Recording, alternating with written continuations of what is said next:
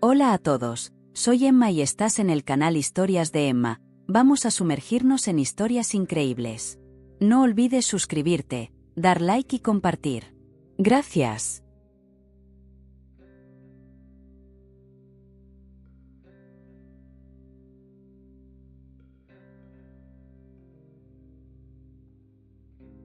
Entre la niebla. En las primeras horas de la mañana, la niebla cubría la ciudad de Santiago como un manto, silencioso y espeso.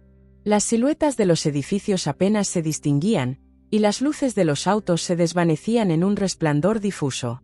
Camilo estaba solo en una pequeña plaza, sentado en un banco húmedo, observando el lento despertar de la ciudad. Esa calma que lo rodeaba era casi hipnótica, hasta que escuchó un ruido detrás de él. Un sonido leve pero suficiente para romper el silencio. Se giró rápidamente, pero no vio a nadie. Debo estar imaginando cosas, pensó, tratando de calmarse. Sin embargo, una sensación de inquietud comenzó a invadirlo, como si algo estuviera escondido en la niebla, observándolo. Camilo decidió ignorarlo, pero al levantarse para irse, una sombra cruzó por el rabillo de su ojo. No era su imaginación, había alguien más allí. Movido por la curiosidad y una leve dosis de adrenalina, decidió seguir aquella sombra a través de las calles cubiertas de niebla. Caminaba rápidamente, pero la figura siempre parecía estar a una distancia inalcanzable. A medida que avanzaba, las calles le parecían extrañamente desconocidas, como si se adentrara en una parte de la ciudad que nunca había visto.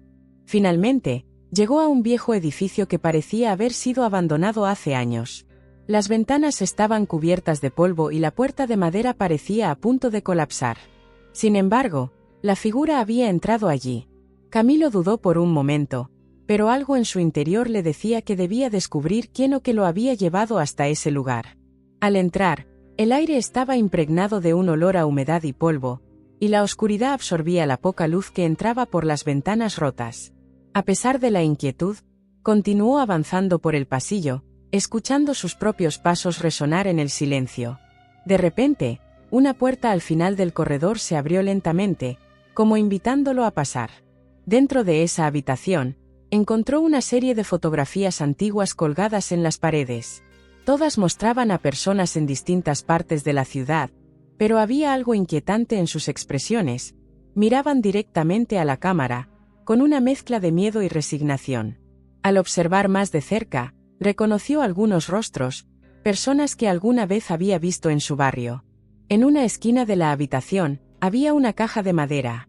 Al abrirla, descubrió una colección de cartas, todas dirigidas a alguien llamado Camilo. Al principio pensó que era una coincidencia, pero al leer las primeras líneas de una carta, se dio cuenta de que eran para él. Las cartas relataban detalles de su vida que nadie más conocía, como si alguien lo hubiera estado observando desde siempre. Las manos le temblaban mientras pasaba de carta en carta. Cada palabra parecía acercarlo más a un pasado que había olvidado, un pasado que, de alguna forma, estaba conectado con aquel lugar y con las personas de las fotografías. De repente, una voz familiar lo llamó por su nombre desde el pasillo. Camilo salió rápidamente de la habitación, pero no vio a nadie. Sin embargo, la voz continuaba, ahora más cerca, casi como si estuviera susurrándole al oído. «Es hora de recordar», decía.